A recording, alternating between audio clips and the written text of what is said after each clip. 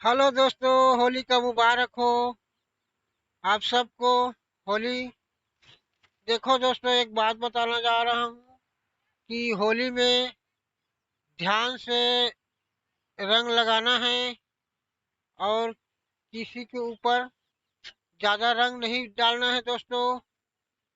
खाली माथ में ऐसे टिक्का लगा देना है तो अच्छा रहता है।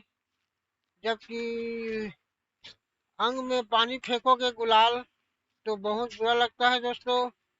और इसीलिए हम बता रहे हैं दोस्तों, तो ध्यान से आप होली खेलना दोस्तों। ये बहुत अच्छा त्योहार है दोस्तों, होली।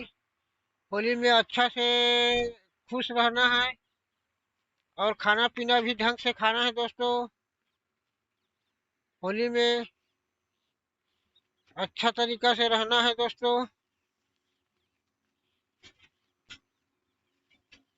तो हम भी मनाएंगे दोस्तों कल होली, और कल के वीडियो बताएंगे दोस्तों। मेरे चैनल को सब्सक्राइब करना, लाइक कर देना दोस्तों, कमेंट कर देना।